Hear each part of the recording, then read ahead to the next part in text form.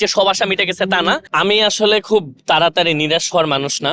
আমি ইন্টারিমের আমল যখন ছিল তখন আমরা একটা কথা বলছি, 15 দিন হয়ে গেছে কি করলো, 1 মাস হয়ে গেছে কি করলো, 6 মাস হয়ে গেছে কি করলো। বাংলাদেশে আসলে এই যে ধরেন আমি, আপনি, যারা ক্যামেরার পেছনে আছে, যারা আশেপাশে আছে, আমরাই কিন্তু এই মানুষ।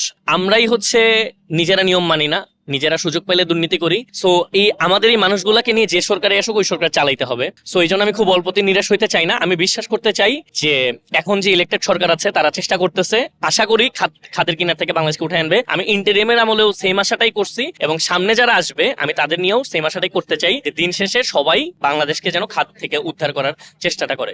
আমি বলি আজকের দিনটাতে আমাদের তো অনেক সেলিব্রেট করার কথা ছিল, কিন্তু আমি যখন চিন্তা করি যে এতগুলা মানুষ শহীদ হয়েছে, এতগুলা মানুষের চোখ চলে গেছে, অন্ধ হয়ে গেছে, দেখতে পারে না, মানে আমরা বলতে বলতে না অনেক কিছু কিন্তু খুব নর্মালাইজ করে ফেলছি। শহীদ হয়ে গেছে শুনলো মনে, ও আচ্ছা একজন মারা গেছে, ও আচ্ছা আচ্ছা আচ্ছা, চোখ চলে গেছে, ও আচ্ছা চোখ চলে গেছে, আমরা কিন্তু মানে ওইটা ফিল করতে পারি না। সো এগুলো যখন মনে পড়ে এবং যখন এখনো দেখি যে যারা আহত হয়েছে তাদের প্রপার এখনো ট্রিটমেন্ট হয় নাই, অনেকেরই হচ্ছে চিকিৎসার অভাবে এটা হচ্ছে না ওইটা হচ্ছে না, অনেকের গায়ের ভিতর এখনো গুলি, সো তখন আর প্রপার সেলিব্রেশনটা করতে পারি না। হ্যাঁ, প্রপার যে আশা করছিলাম একেবারে যে যদি বলি যে সব আশা মিটে গেছে তা না, বাট আমি আশা ছাড়া মানুষ হইতে চাই না। আমি চাই আশা করতে, আমি চাই যে সবাই মিলে আমরা দেশটাকে সামনে নিয়ে যাবো। 2024-এর 5 অগস্ট তাসরিফের চোখে কেমন ছিল, আর 2026-এর 5 অগস্ট তাসরিফের চোখে কেমন?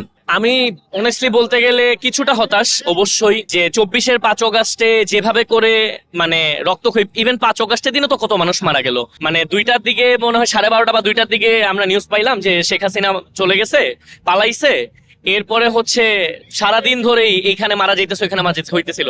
তারপরে ভাবছিলাম যে দেশটা ঠিক হয়ে যাবে, বাট এখনো যখন আমি দেখি যে ছাত্র দলের সাথে শিবিরের সংঘর্ষ, ছাত্র দলের সাথে এনসিপির সংঘর্ষ, এর সাথে ওর সংঘর্ষ, এই ফোরামের সাথে ওই ফোরামের সংঘর্ষ, এইগুলা আমাকে না শুধু আমি আর ধরেন আমার আব্বু, আমি তো কনসার্ট করি, গানের মানুষ, বিভিন্ন জায়গায় যাই, আমি রিক্সাওয়ালার সাথে কথা বলি, আমি উবার ড্রাইভারের সাথে কথা বলি, আমি সবার সাথে কথা বলি, অনেক মানে অনেক হতাশা কাজ করে। আমরা এগুলো দেখতে চাই না, আমরা একটু শান্তি দেখতে চাই। আমরা দেখতে চাই প্রতিযোগিতা দিয়ে মানুষ কাজ করতেছে দেশের জন্য, সেটা বিএনপি করুক, সেটা জামাত শিবির করুক, সেটা এনসিপি করুক, সেটা গণ অধিকার পরিষদ করুক, আমি এর নাম বলে যে সবাই মানে সবাই যেন দেশের জন্য কাজ করে। এবং আরেকটা আমি একটা কথা অ্যাড করে ফেলি ফাঁকে, ধরেন যারা নির্বাচনে অংশগ্রহণ করছে 8 থেকে 10টা দল বা 10 থেকে 20টা দল, প্রত্যেকেরই তো নিশ্চয়ই কোনো না কোনো প্ল্যান ছিল যে ক্ষমতায় আসলে এটা করবো, এটা করবো, এটা করবো, এটা করবে।